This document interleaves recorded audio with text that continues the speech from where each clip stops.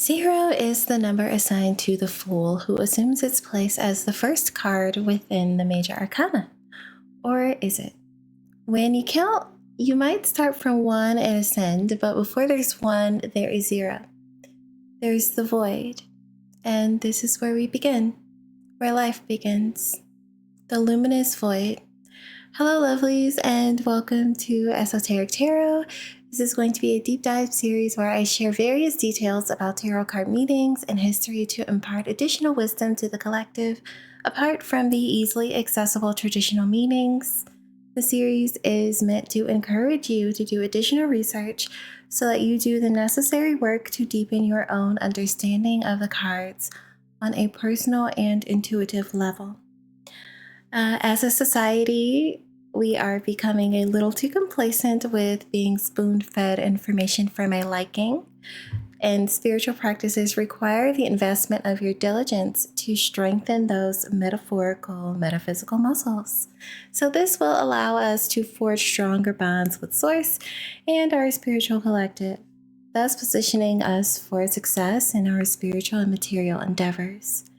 For people who identify with the role of light worker or healer or guide, or whatever other title that you have that you feel gives you purpose, remember that that title comes with the responsibilities of leadership and protection.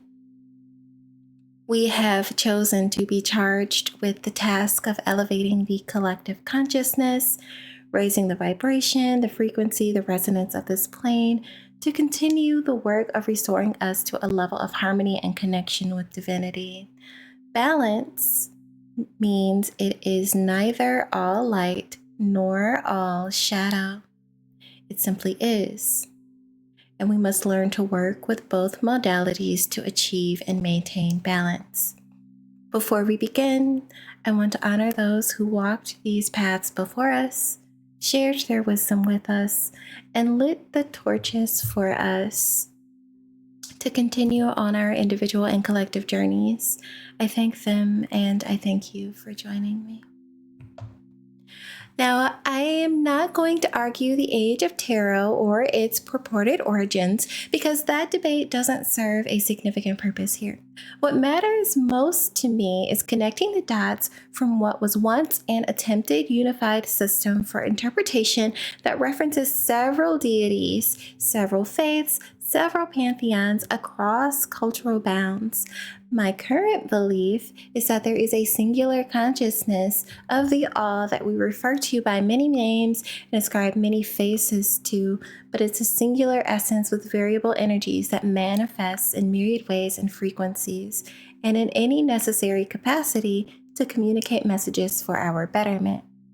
If you believe that energy appears to you as Ekati, and someone else believes it appears to them as Arishkiga, and yet another believes it appears as Lord Krishna, there's room for it all, in my opinion.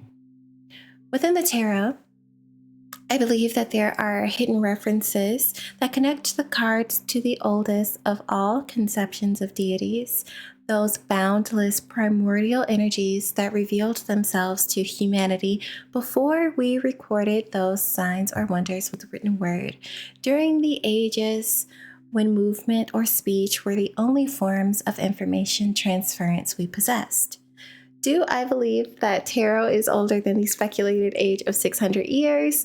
Yes, but I suspect any record of that information was lost to us with the burning of the Library of Alexandria as yet another grave loss to the ambitions of conquest. Still, it is there within that ancient area of the Fertile Crescent, along with the additional cradles of civilization, where we have our earliest recorded histories and establishment of religion or spirituality. However, there is evidence of ritual practices that are as old as the Middle Paleolithic or Old Stone Age era. Forgive me. Which would be from around 50,000 to 300,000 years ago. Those practices were likely shamanic in nature and dependent on spiritual leaders entering trance states to receive channeled wisdom or other esoteric knowledge.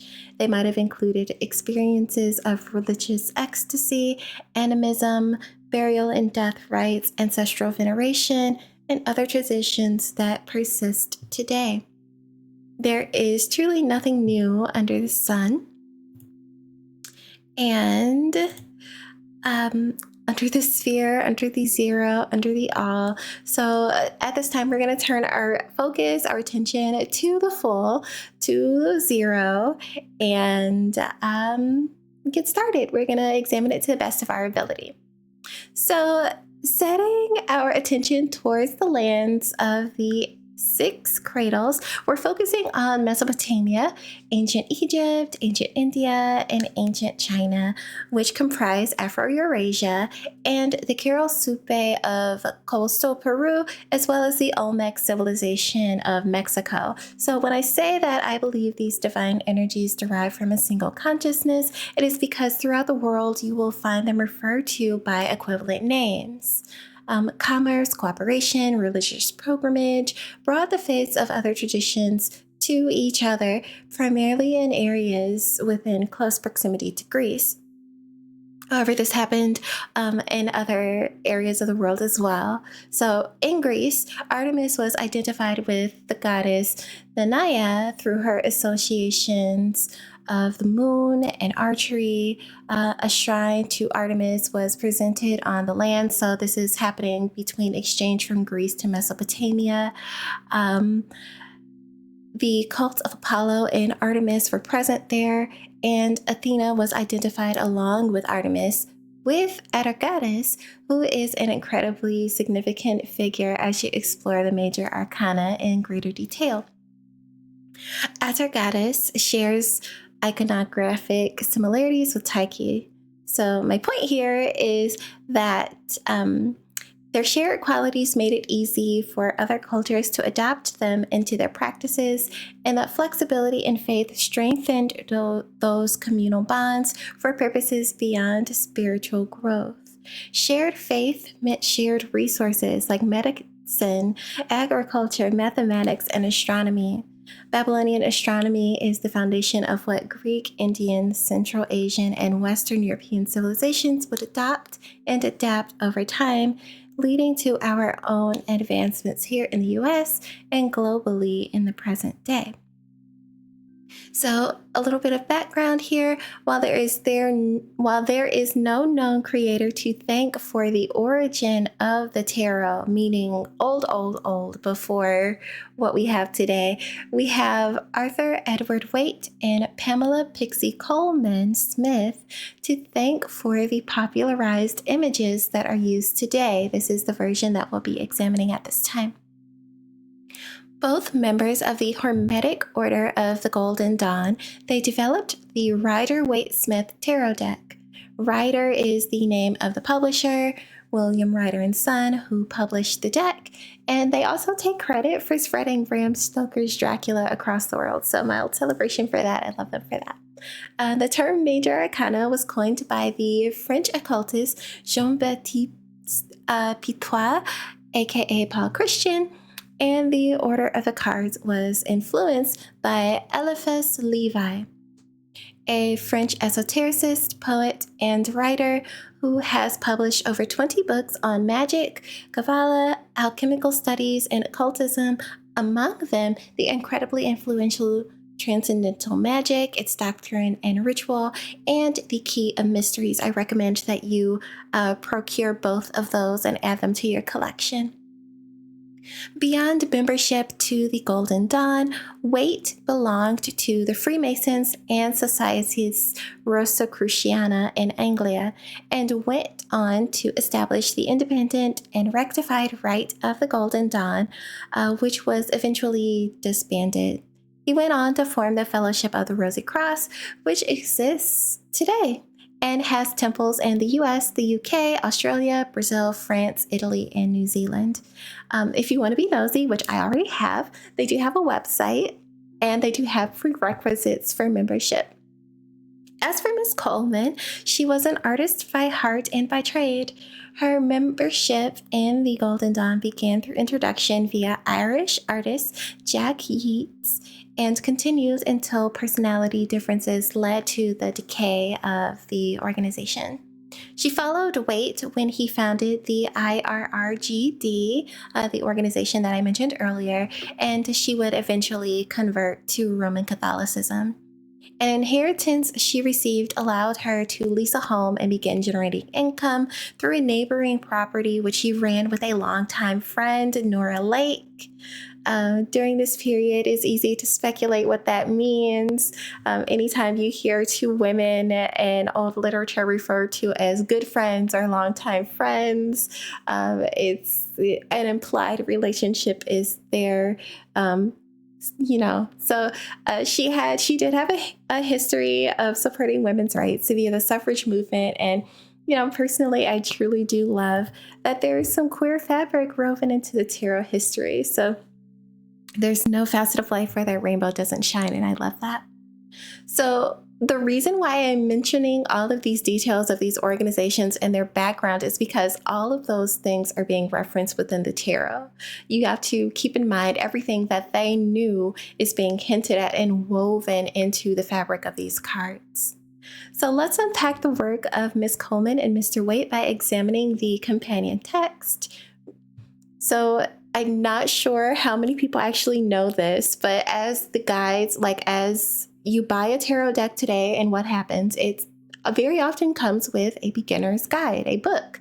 Well, the original tarot deck, or what is most popularized by Mr. Waite and Miss Coleman, has a companion text, and it is called The Pictorial Key to the Tarot. So within this book, there's a very, very interesting detail. The Fool is not the first card in the tarot. It is nestled between Judgment and the World. And I want to offer this excerpt from the Pictorial Key 21, which, however, in most of the arrangements is the cipher card number nothing, the Fool, Mate, or Unwise Man. Court de Gébelin places it at the head of the whole series as the 0 or negative, which is presupposed by numeration, as this is a simpler, so also it is a better arrangement. It has been abandoned because in later times the cards have been attributed to the letters of the Hebrew alphabet, and there has been apparently some difficulty about allocating the number 0 satisfactorily in a sequence of letters, all of which signify numbers. In the present reference of the card to the letter Shin, which corresponds to 200, the difficulty or the unreason remains. The truth is that the real arrangement of the cards has never transpired. The Fool carries a wallet. He is looking over his shoulder and does not know that he is on the brink of a precipice. But a dog or other animal, some call it a tiger, is attacking him from behind, and he is hurried to his destruction unawares. Atelia has given a justifiable variation of this card as generally understood in the form of a court jester, with cap, bells, and motley garb. The other descriptions say that the wallet contains the bearer's follies and vices, which seems bourgeois and arbitrary. So we'll revisit the description of the Fool in time, but I want to address a few things first because that's a lot of information to take in. First, we will begin with defining what a cipher card is, along with the allocation of numbers to letters and the Hebrew alphabet connection. So a cipher card is a card that is meant to serve as the starting point for the decryption of a cipher when one uses a playing card deck. So what you play spades with, what you play poker with. This deck of cards would be just like the standard one that you use for that, just an average deck, but the placement of the joker and the organization of the cards would reveal a coded message for someone to discover. This system was popular within secret societies as it allowed the exchange of information in plain sight, even with the company of eavesdroppers, because they wouldn't be able to understand the cards. The arrangement of the cards in suits would hide details. I will note that while Wikipedia asserts that Bruce Schneier was the developer of the solitaire cipher at author Neil Stephenson's behest, the novel Cryptonomicon was released in 1999, and the pictorial key, which references a cipher card for use in this manner, was published in 1910. Playing cards themselves can be dated back to ancient China before 1000 AD and were found among nobility. This is one of the reasons why I believe tarot is far older than speculated, as cartomancy can be done with playing cards in a system that assigns the suits to their minor arcana equivalents. So I do love how the traditional playing cards now remind me of geometric figures, which you'll want to become familiar with as well because they're hidden inside the tarot too. So when I began the video, I stated that life began out of the void, out of nothing, everything, creation ex nihilo. So the doctrine that's the doctrine that matter is not eternal, but had to be created by some divine act, or if you prefer a scientific approach, this would be quantum vacuum. The space is never empty, but teeming with potential, and this is where we draw a connection to Hebrew antiquity, and we'll examine Hebrew gematria, or when a word or phrase can be given a numerical value. So if you search for that term in your leisure, that's spelled Gematria. And gematria comes from the Greek word geometria, which refers to a process by which numerical values are ascribed to the letters of the Hebrew alphabet. The earliest source for gematria is the Baraita of the 32 Rules, written by Rabbi Eliezer ben Rabbi Yosef Hagileli, who lived in Judea in the 2nd century CE. He was the son of Jose the Galilean, which lists gematria as Rule 28 of its 32 rules for interpreting the Bible. This system, which does not use the Arabic numbering system, means that numbers are words and words are numbers. So this could easily be the origin of what some people utilize as bibliomancy, which can be done using any text, whether it is as sacred as the Bible, the Quran, or Torah, classical as the Iliad, or meaningful as the Secret. Basically, within any book that holds significance to you, that is something that you can use for bibliomancy. As a simple example of Hebrew gematria, Aleph, the first letter of the Hebrew alphabet, has the value of 1, and Beit is the second letter with the value of 2. When they join together to form the Hebrew word Aleph Beit, which means father, they have the numerical value of 3, since 1 plus 2 equals 3. As a fun fact, the English word alphabet comes from the first 2 Greek letters, alpha and beta, which in turn come from Hebrew Phoenician letters, Aleph and Beit. A real win for the Disney adults who enjoy a moment to thank the Phoenicians. I love those t-shirts. When 2 words or phrases have the same numerical value, this may indicate a connection. So the first 10 letters, Aleph to Yud, correspond to a number 1 through 10. The next 9 letters, Kaf to Kuf, represent 20 to 100. And the final 3 letters, Resh, Shin, and Tav, are from 200 to 400. This is similar to Roman numerals. Letters are added together to equal a given number, and the letters retain their essential worth no matter where they are placed in a sequence. So Tav, Kaf, and Aleph equal 421. Within this system, any word or phrase can have a deeper significance. In fact, one of the most popular commentaries on the Torah by Rabbi Jacob ben Asher, known as the Baal Haturim, that's Baalhaturim,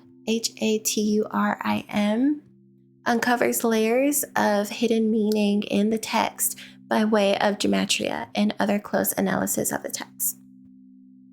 So, for example, the word life in Hebrew is pronounced chai, which is comprised of two letters, ket and yud. Ket represents the number 8 and the letter yud represents 10. So when you add these two together, you get 18. So the phrase l'chaim, or to life, is something that also marks the age, is 18, and that also marks the age of adulthood where I live. So it represents the age when adolescents feel their lives truly begin. So it's a nice little synchronicity. So in Hebrew, there is no representation for the number 0, which leaves the closest translation to be no or nothing, no thing. But those words don't have the best equivalent in the language because a common word for no or not is lo, and is spelled lamed aleph, read right to left. And what I'd like to point out here is that 0 as Ephes is the perfect number and term for the full, because that's a part of what it can mean. Like in crass terminology, it can mean, and I really apologize if this is not the most appropriate way to explain it now in PC terminology, but it can mean an idiot. So that's what it can translate to. An unintelligent individual, a layabout, a bum, someone who does nothing, and is used to denote a lack of something when it is in assorted word combinations. So this can sound like dapar efesh, which is something that you'll hear like some people say in a derogatory way to someone who they do not think is like competent enough to pass the DAPR test, which is like, I think, a test that you use for enlisting in the IDF. Moving forward, so that is something that can be a little bit bittersweet, but it also denotes like a kind of emptiness of having nothing but your faith. Afesh zutalo, which translates to very, very roughly, there is nothing but God. Lamed Aleph produces the words for Almighty God when the positions are reversed. Out of nothing, everything. Out of the void, source. So this is the significance of 0. And we're all familiar with the opening song of The Big Bang Theory, the whole universe is in a hot disk state. Consider that to be what it's like to be in that 0 phase, the teeming with potential, that state before becoming. 0 is what is limitless, what is unknowable, what has boundless potential. It is eternal and infinite. It is simultaneously the first card of the deck and the second to last card of the major arcana.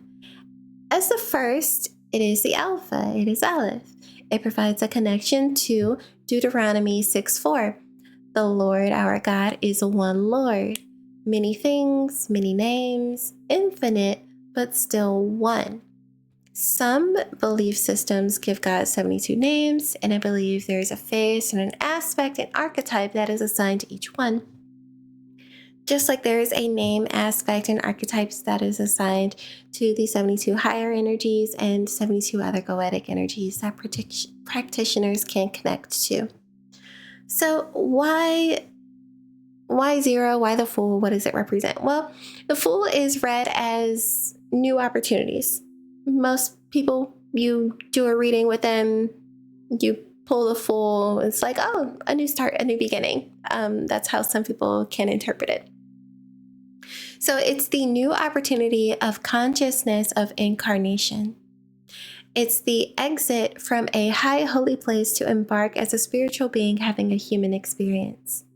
It is the start of life. It's positioned between judgment and the world, between death, the closure of a cycle, and inevitable manifestation of a new one is potential. To modernize it, You die, the game ends, and it returns to a character select screen for you to choose your next adventure. Like samsara, the Buddhist, Hindu, or Jainist concept of the wheel of life, death, and reincarnation. So now that we have examined Zero a little bit, let's actually look at the card of the Fool itself, and I'm going to read to you the word-for-word description as written in the pictorial key. With light step, as if earth and its tremors had little power to restrain him, a young man in gorgeous vestments pauses at the brink of a precipice among the great heights of the world. He surveys the blue distance before him, its expanse of sky rather than the prospect below. His act of eager walking is still indicated. Though he is stationary at the given moment, his dog is still bounding. The edge which opens on the depth has no terror. It is as if angels were waiting to uphold him. If it came about that he leaped from the height, his countenance is full of intelligence and expected dream. He has a rose in one hand and in the other a costly wand, from which depends over his right shoulder a curiously embroidered wallet. He is a prince of the other world on his travels through this one all amidst the morning glory and the keen air. The sun which shines behind him knows whence he came, whither he is going, and how he will return by another path after many days. He is the spirit in search of experience. Many symbols of the instituted mysteries are summarized in this card, which reverses under high warrants all the confusions that have preceded it. In his Manual of Cartomancy, Grand Orient has a curious suggestion of the office of mystic fool as a part of his process in higher divination, but it might call for more than ordinary gifts to put it into operation. We shall see how the card fares according to the common arts of fortune telling, and it will be an example to those who can discern of the fact otherwise so evident that the trumps major had no place originally in the arts of psychic gambling, when cards are used as the counters and pretexts. Of the circumstances under which this art arose, we know, however, very little. The conventional explanations say that the Fool signifies the flesh, the sensitive life, and by a peculiar satire, its subsidiary name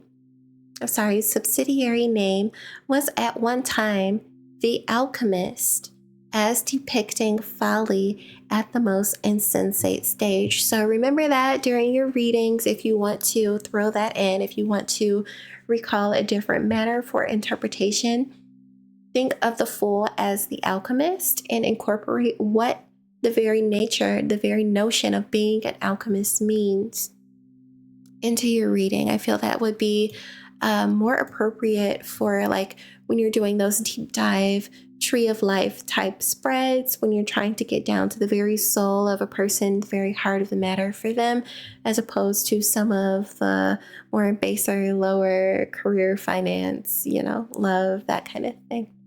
Give me a brief moment here to take a sip of coffee.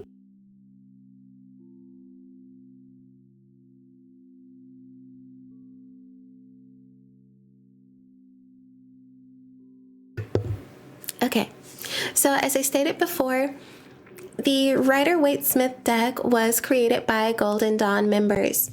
So within the Golden Dawn, the elemental weapon of that order is a dagger, which must be painted yellow as expressed by Israel Regardi in the Golden Dawn. That's the name of the book. Israel Regardi is the name of the author. That work was published because he feared the system of ceremonial magic would be lost, as the order had, in his opinion, fallen into disarray. So he shared this information, hoping to preserve their traditions. So within the Rider-Waite-Smith Tarot, the color yellow can be associated with intellect, the mind, and by association, the air element, and the signs of Gemini, Libra, and Aquarius. This does not negate any other color psychology interpretation. Allow it to simply add depth to it. For example, the Seven of Swords is a card with a golden sky. Considering the other color psychology associations of the color yellow, I'd like you to explore what additional meanings that card might have beyond what you think you already know. As referenced in the key, the uppermost item in the card is the sun. This is source. This is the light of creation. In the Mesopotamian area, this would have been recognized as a solar deity named Shamash. To the Greeks, Helios or Apollo, this would be Surya or Aditya in Hinduism, Dayus or Father Daylight in Proto-Indo-European mythology, or even the Eye of the Lord, Ayin Adonai, providing divine providence and protection, faithful mercy. Apart from a new beginning, the Fool is also associated with blind faith. For the eyes of the Lord run to and fro throughout the whole earth to give strong support to those whose heart is blameless toward him. That's 2 Chronicles 16:9. So blind faith, this is where it comes from. As a note, you're responsible for researching any of the deities I mentioned, as well as sourcing supported texts. I'll do my best to leave links as often as I can, but you need to find this information and validate it and expound upon it in your own time. Remember, we're not spoon-feeding information. These are just breadcrumbs. In addition, many of the deities mentioned will have similar epithets. For example, Daius is the origin of equivalents like Joj in Albanian, Zeus in Greek, Daios in Hindu, Jupiter in the Roman pantheon, Tyr in Germanic, and on and on and on. So as I proposed, many names, one source. What I find is that each area derived deities that share these archetypes and purposes and epithets, but the narrow-mindedness of humanity saw us create that division through identity politics in a way that prevented us from accepting that these are all the same thing. And we are recognizing them differently because some people need their gods or goddesses to look like them in order to feel connection or power. Humanity placed a limitation on the divine by attempting to define its appearance, and I feel that that mars our ability to connect. Continuing to study the card from the top down, we find that the Fool is wearing headgear. So you look here, you can see that green upon his head, and you see this very large plume ascending from his headwear. I believe that this is the crown of immortality. So I don't know if you can see my little mouse cursor. But yeah, a crown of immortality. And that can be interpreted as the wreath that surrounds the central figure in the World card. So recall the significance of the Fool's position between judgment and the world for those connections there. So to me, it's as if the Fool is incarnating with the wreath serving as like an artistic rendering of a labia birth canal. So this is because in Egyptian antiquity, the crown was also known as the crown of justification, and it was placed upon the deceased to represent victory over the afterlife in emulation of Osiris, the god of the afterlife, death, resurrection, fertility, agriculture, vegetation, and life. It was traditionally made from a number of materials, including laurel, which signifies victory and achievement, glory and honor, immortality and eternity, wisdom and prophecy and peace. Palm, which can signify victory and triumph, peace and blessings, resilience and strength, salvation and divine connection. Papyrus, which can signify life and rebirth, order versus chaos, divine connection, purity and creation, protection and vigor, and the journey to the afterlife. roses, which signify divine universal love, beauty, spiritual growth, balance and wholeness, purity, innocence, new beginnings, and remembrance. Feathers, which symbolize freedom and ascension, protection and care, intuition and awareness, divine connection to deities, ancestors, angels, and the bridging of physical and spiritual worlds. The color does matter, and perhaps I'll dedicate a video to feathers at some point. There's also a connection to other cards that possess them, but for this video, I'll focus on the connection between the Fool and the Death card once we dissect the symbolism of the tunic. The feather in this crown of laurels is red, which is associated with passion, love, energy, courage, and vitality. There are also a host of other meanings associated with the color red. Simply invest some time into studying color psychology and you'll find them. Occasionally, precious metals were included in the construction, and of course, the type does matter, and perhaps at a later date, I'll just do a video on metals. The precious metals would be like gold, silver, platinum, things like that. So this crown is not too dissimilar from the Grecian laurel wreath often placed upon victorious athletes or poets. Among the Romans, a similar crown would be awarded to generals celebrating triumph. However, the Romans reminded their awardees of their humanity because they valued the prioritization of humility and focusing on serving Rome and not oneself. So there was not really any prize for individuation in that sense. They wanted you serve the land, not yourself. To accomplish this, an enslaved person who accompanied the triumphant leader in their chariot would say memento mori during the crowning as a reminder that they are only a man and are immortal only in memory. Within Christian symbolism, this crown would be connected to martyrdom associated with champions of Christ and a reward for those who remained faithful until death. This is referenced in the following Bible passages. The first is 1 Corinthians 9:24-27, and every man that striveth for mastery is temperate in all the things. Now they do it to obtain a corruptible crown, but we are incorruptible. Blessed, this one is James 1:12. Blessed is the man that endureth temptation, for when he is tried, he shall receive the crown of life, which the Lord hath promised to them that love him. And the last is Revelation 2:10. Fear none of those things which thou shalt suffer. Behold, the devil shall cast some of you into prison, that ye may be tried, and ye shall have tribulation 10 days. Be thou faithful unto death, and I will give thee a crown of life. So if you're still with me at this point, I would love it and be forever grateful if you subscribe for future content. Continuing on, I've drawn a connection before between the wreath from the world and the Fool and the process or spiritual inhabitation of a spiritual or of a physical body. So I view the area that the Fool occupies as a liminal space.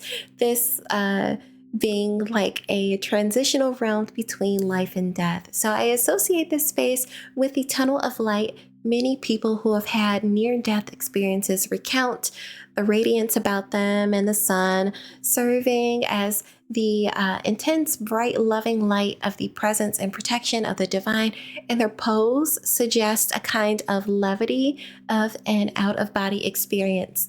The pictorial key says the Fool has a countenance that is full of intelligence and expectant dream, perhaps displaying a certain sense of peace and awareness of where they are in this rare position abiding among the unknowable and limitless bliss, but the name hints that there is an inability to grasp the fullness of that knowing and an ineptitude to articulate it. So think of that like trying to describe the sunset to someone who has never seen it and suddenly feeling like you lack the verbiage, the substance to put such beauty into words, like the inability to recall or decipher a dream. Like it's impossible for you to be able to do it justice. So while the Fool occupies a territory that is inherently holy, let's take a look at this. So where are they exactly? Throughout many cultures, temples, monasteries, and other holy ground was found in high places. So you can see here a mountainous range in the background. He stands upon a cliff, descending. Consider Moses ascending Mount Sinai to receive the commandments, Greek gods residing on Mount Olympus, Hindu deities upon Mount Kailash, temples constructed to replicate Mount Meru, also known as Sumeru, where etymologically Meru means high in Sanskrit. Mount Meru is revered as the center of all physical, metaphysical, and spiritual universes, and there are certain photos that do mirror the topography that you see here in the background. So where you see this, it's not picking up my cursor right now. There we go. Okay, so here in the back, there are photos of Mount Meru where you can kind of see the connection there.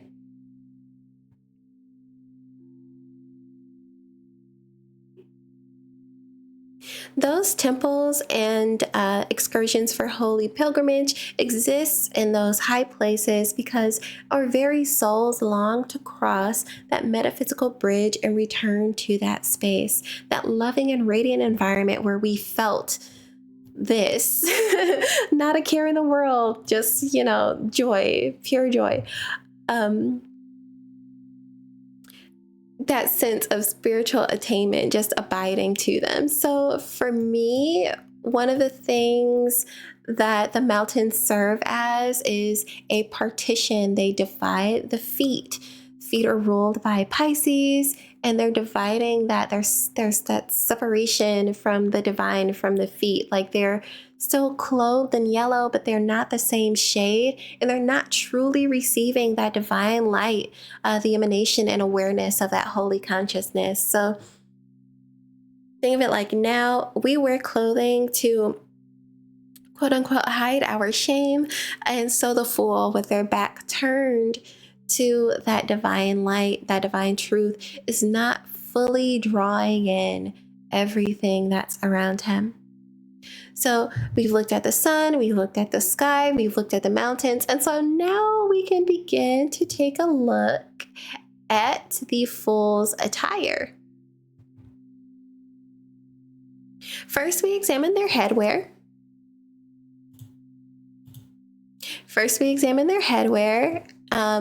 And you can, make note of the shade of their hair as well. It is also, yellow. There's often the stereotype of blonde hair being linked to dim-wittedness, but we would definitely be doing ourselves a disservice if we didn't acknowledge that there's a double standard of acceptance for such a feature. So particularly within Western culture, blonde hair is linked to purity, innocence, beauty, vitality, and within certain mythologies, blonde hair is associated with the presentation of female deities like Sif for Aphrodite or Demeter, and even male deities who are deemed handsome like Apollo, or warriors like Achilles, who were revered for their prowess on the battlefield. Blonde hair was even seen as being something that was prized in ancient Greece by poussoir purveyors. If you know, you know, like they would dye their hair blonde to attract better business. Romans also associated blonde hair with that line of work for a time. So blonde hair, on occasion, I will read it on certain figures as evidence of lust, envy, or desire because of its connection to deities that are linked with such stories. Astrologically, I can also align it with the sign of Cancer, where the fair tone can be connected to the hue of the moon, or Leo, where it can be connected to the sun and a proud lion's mane. So modern day stereotypes of blonde hair being associated with a carefree and flirtatious nature can allegedly be traced back to a French play called La Curiosité de la Foire, which satirized Catherine Rosalie Garaudute, a celebrated French courtesan who is noted as the first officially recorded dumb blonde. So big yikes there. But if you've ever wondered, like, where the stereotype comes from, that's where it comes from. So behind that head of hair and between the beaming sun, the Fool is carrying what the key refers to as a curiously embroidered wallet.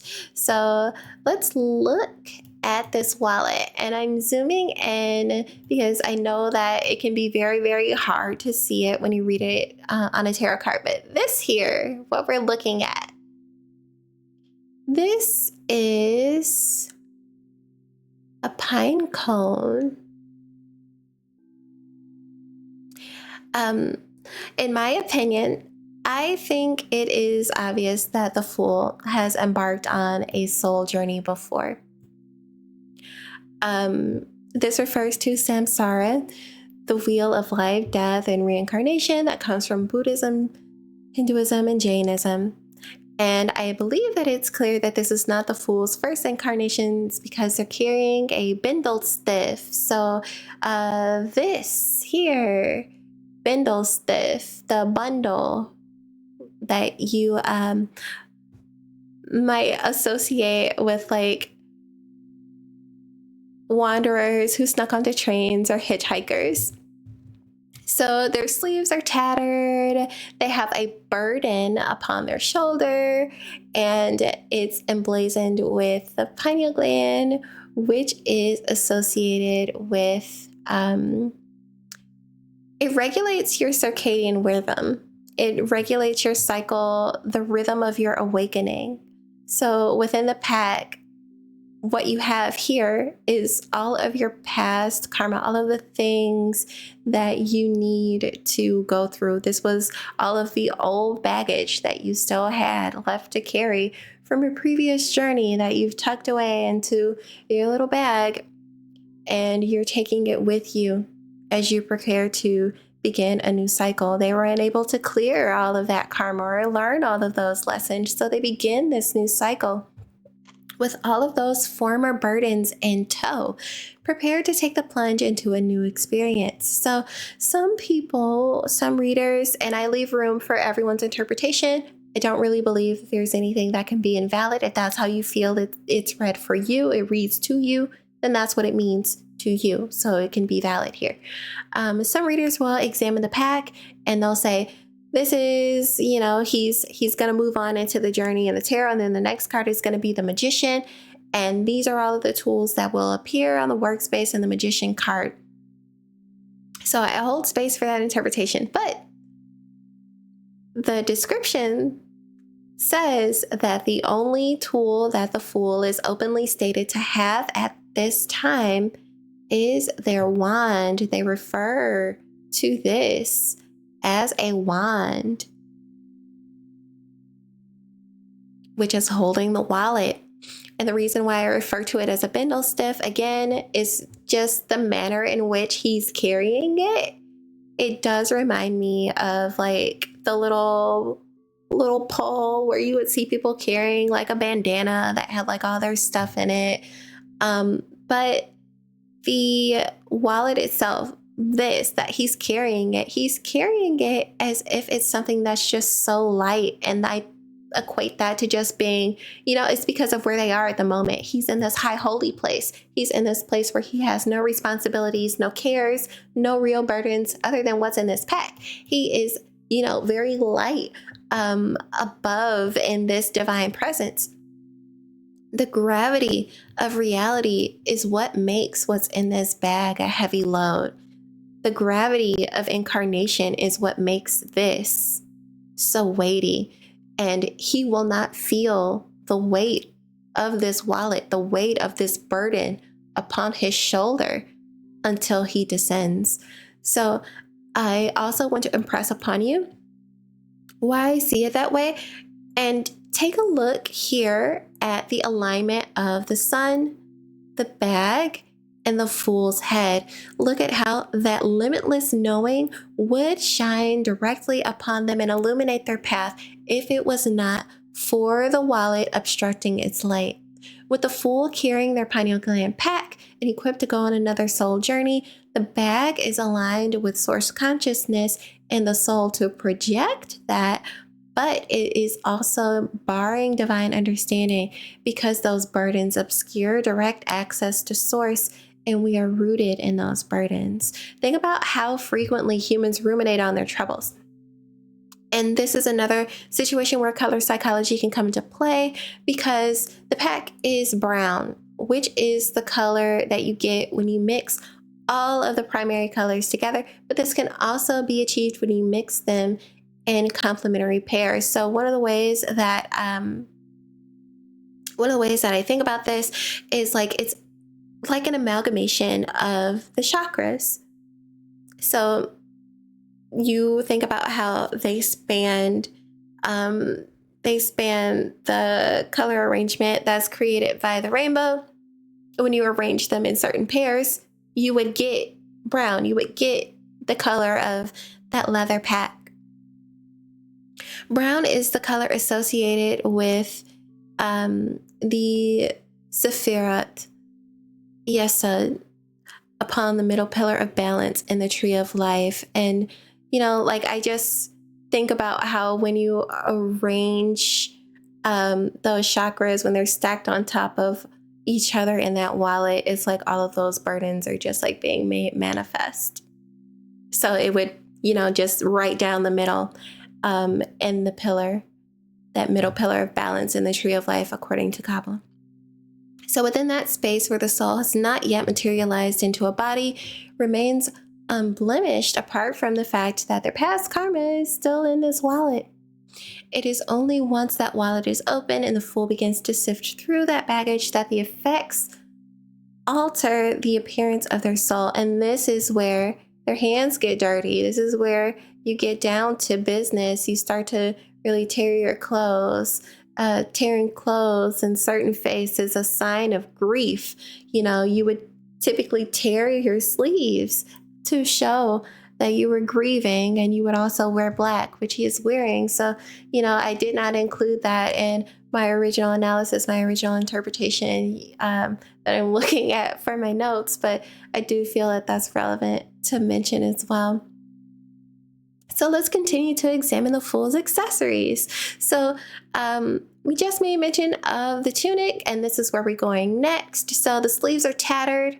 We can tell that they've been, getting busy. Their hands have been busy with works of the past. And upon their chest, we see this white undergarment and the tunic itself. So in addition to seeing geometric figures in Hebrew script hidden in the artwork of the tarot in its entirety, I believe there may be Agam written in the cards. So if you're wondering what Agam is, just watch my mouse cursor and I'm going to tell you how to find it.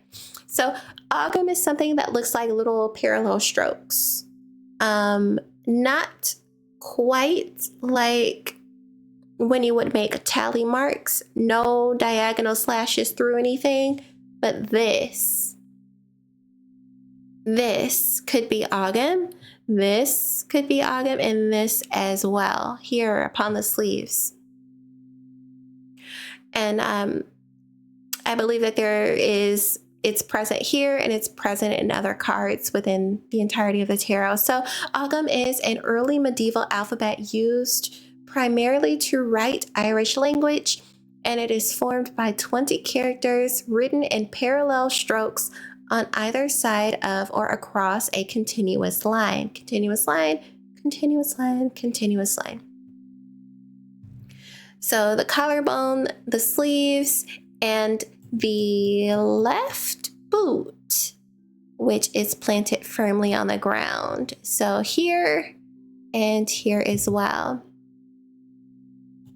You see if you can make sense of that in your own study. So the tunic itself, let me zoom in a little bit more. Okay, so the tunic itself features red, yellow, green, and black. We've discussed the significance of yellow, its connection, air element within the Golden Dawn system, and other themes associated with color psychology. So yellow is connected to the Sephirot Had within the Tree of Life, aligning with splendor and glory. But what about the other colors? We know red represents fire, and within alchemy, it is the fundamental masculine energy that must unite with the feminine to complete the great work. If you don't know what the great work is, research. Research that at your own leisure. I'm doing my best to keep this video under an hour, and we're definitely not going to meet that because I'm at 56 minutes right now. Oh my goodness. Okay, so, where are we? Red is tied to Gevurah, the Kabbalistic Sephirot of strength and divine judgment that breeds discipline. Green is associated with Tiferet for beauty and harmony, and some align Nechak, representing victory and eternity with that color as well. Green represents earth and nature and the lower astral planes. Black in color psychology is associated with secrecy, mystery, power, and the unknown, among other concepts. And within Kabbalah, it is connected to the Sephirot Malkut, and some theorists align it with Bina as well. So what is Bina? Bina is understanding. It unites a pillar of the Tree of Life containing itself, Gevurah, and Had, the left pillar of judgment and severity. Malkut, the Sephirot of connection, is the kingdom of God, the divine empty vessel representing the physical world and manifestation. So black is the boundless, limitless void of our origin, Ein Sof, Einsof. So within some schools of thought, black can be connected to Keter, the crown, infinite divine will. In the Song of Songs or the Song of Solomon, there's mention of the curtains of the Temple of Solomon being black. It's interesting to note the presence and absence of certain colors here. We complete the pillar of judgment and severity in color, but not the pillars of balance or mercy, which I feel is an apt interpretation of the human experience. It's unbalanced, as the Fool is imbalanced. Like, he's not exactly teetering, but he's still only stable on one leg and part of another. At any time, a figure in the tarot doesn't have both their feet on the ground, depending on the circumstances, I do read that as instability, especially if their feet are far from the ground, like the figure in the Two of Pentacles. Here, it isn't so bad. It's like they've almost got it figured out, but it could go either way. Like his stride is confident. Like maybe he'll finally be able to put his foot down up there once and for all. The pictorial key says that the card is covered with the symbols of the instituted mysteries. So what are instituted mysteries and what are their symbols? I want you to look at the tunic, like really look at it. What you think might be leaves. What do you see here? That looks like an eye.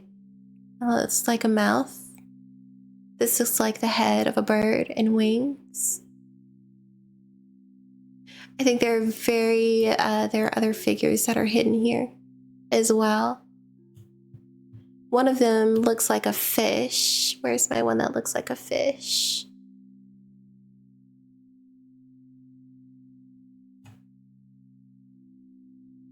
right here, right in here, fish.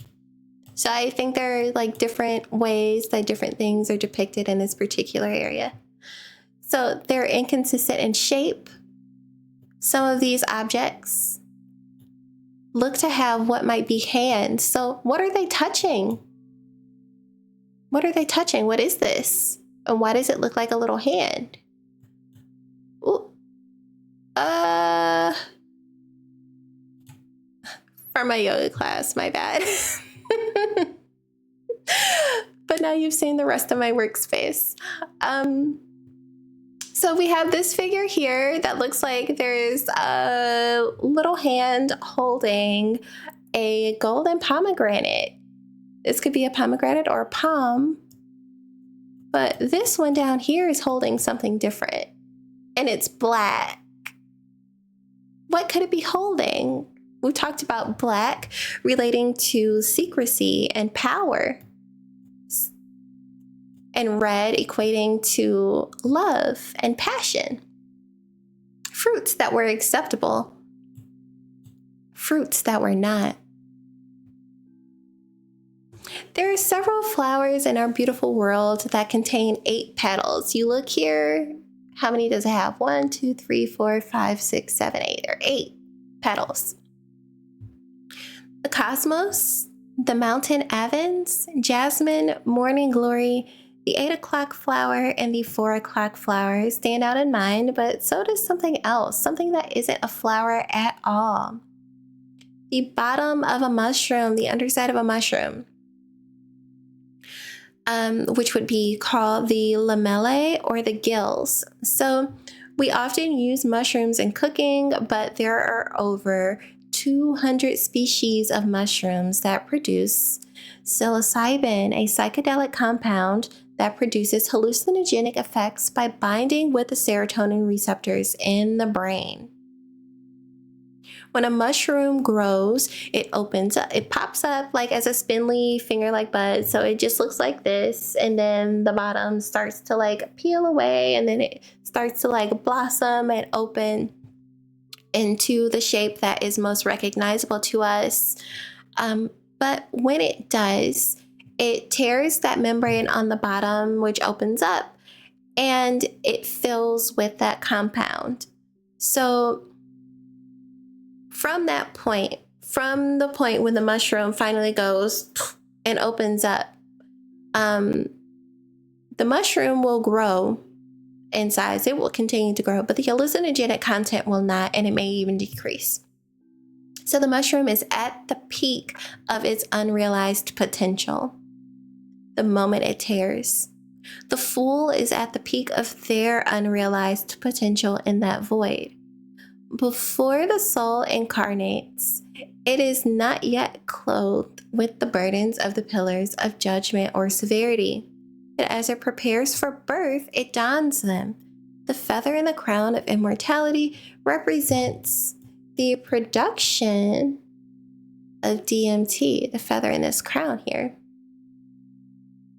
And DMT is a hallucinogenic substance derived from various plants, fungi, and animals. There's fervent speculation about whether it is produced naturally during birth and death, but also during near-death experiences, potentially in small amounts during dreams. And I hypothesize that it may be released during pregnancy, particularly during childbirth. However, there is not enough research to validate those claims. One of the sources of DMT production is ayahuasca, which has historically been used by certain indigenous groups during pregnancy and during labor in controlled doses. When I experienced pregnancy, I could not imagine having tried to experience that particular act of life while on a hallucinogenic substance. Perhaps it would have made labor pain more manageable. Oh my goodness. Okay. So let's get back to the flowers that I mentioned. I do not have photos for all of these, so I'm just going to briefly rattle them off and just go through the list. Pause whenever you need to record any important information here. So the cosmos, which is Greek for ordered universe, also meant to arrange or establish or adorn. And the flower is associated with harmony, joy in life, and tranquility. The mountain avens is a type of flower that blooms in a mountainous region. It blooms in harsh conditions, and they're associated with innocence, longevity, resilience, survival, and were used for keeping time and tracking the seasons. Jasmine is associated with love, romance, beauty, grace, divine love, like agape, purity, innocence, good luck, fortune, thankfulness, and inner harmony. And those were often included in bridal bouquets or devotional rites. Morning glories are associated with love, affection, tenderness, new beginnings, ambition, growth, seizing the day, living in the present, spiritual renewal, impermanence, and the gentle sadness of passing things, and love and pain. Again, like just the mention here of the tattered sleeves, tearing your sleeves in grief. Now, granted, they would have been torn from the top, but still same, maybe a little bit different. That's just how I see it.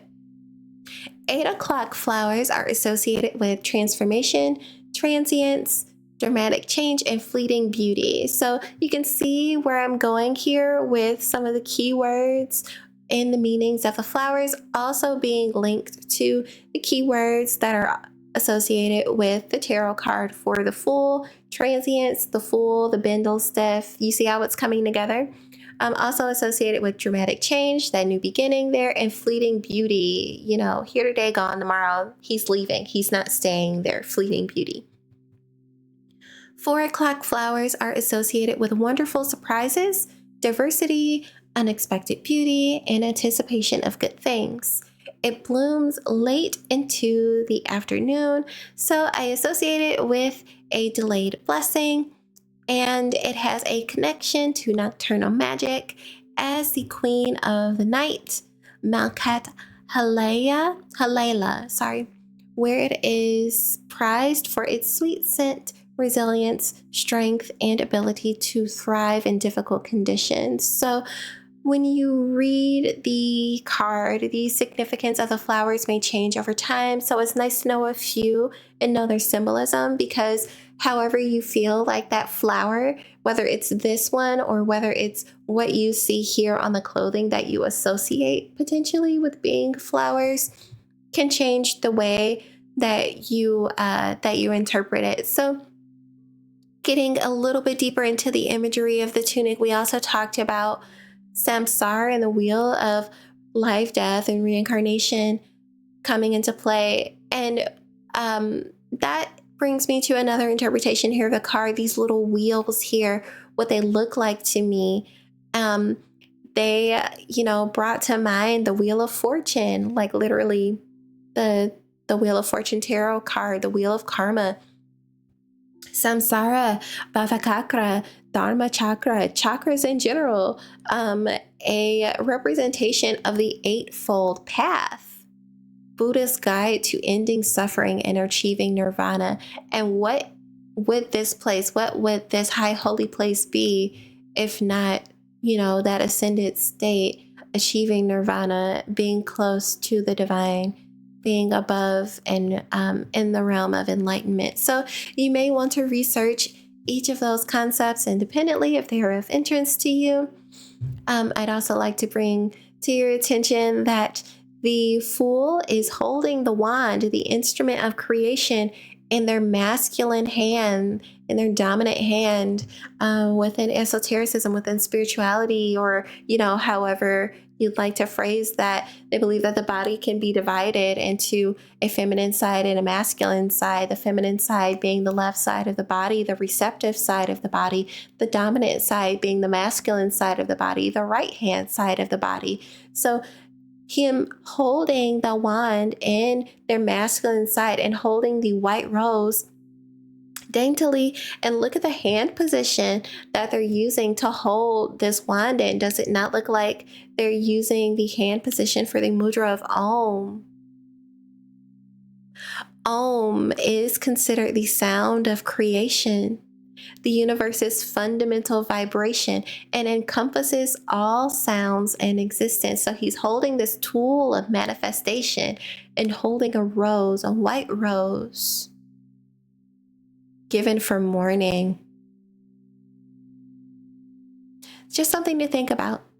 So Om, when written, when you see the typical, how it looks, it is, it represents the 3 states of consciousness: waking, dreaming, and deep sleep. And remember what I said, the pine cone is connected to, or the pineal gland is connected to our circadian rhythm, our cycle of awakening. Jiva Jago, a wake up, sleeping souls. So the dog here, the death card, just one more thing. The death card also carries a flag with a white rose. And I think there's a heavily shadowed segment of the cliff here where you can actually see Om drawn out.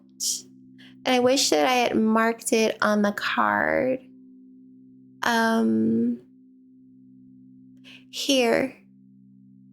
Here in this section, just beneath the dog. It's not written in the cleanest of ways. It's written in a very rudimentary way. But if you look at how Om is written, this little section over here does remind me of how it's written. So the dog is read as if he's offering a warning. But I want you to truly observe the expression on our little buddy's face. So they said some people see it as a tiger. And what would it be? A white tiger with stripes. Remember the writing, Agam, on a vertical, a single writing on a vertical line. So just think about that. Maybe you can decipher more from that as well.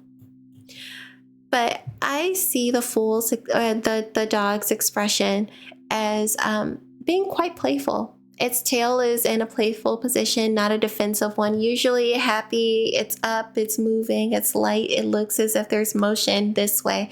It does not look like the stiff, rigid, or straight out into like a defensive position where it is fearful. It looks as if it's rearing up in excitement.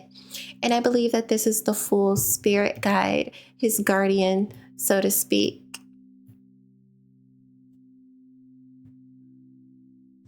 Their constant companion, their assigned protector who never leaves their side. Perhaps, even a guardian angel if you want to see it that way. Now, there is a concept of something called a Kareen, which would be very, very interesting if that is what the dog is meant to represent. And in that case, it would be the spiritual double of the Fool, operating independently from them and making contact from another dimension. Very, very interesting if you want to look into that. It's spelled Qareen. In Islam, it's said that we're given an angel and a jinn, and we see this in secular media with an angel on one shoulder and a devil on the other, offering their commentary, advice, or influence, but not directly interfering. However, within certain spheres, there's no differentiation between the angel or the jinn, and there's a desire to merge the two. So here we see a figure preparing to turn away from divinity and descend down, only to return later again after many, many days, after a very long journey. So he's waking up, so to speak. He has this, and when he opens that pack, he will gain his consciousness, wake up.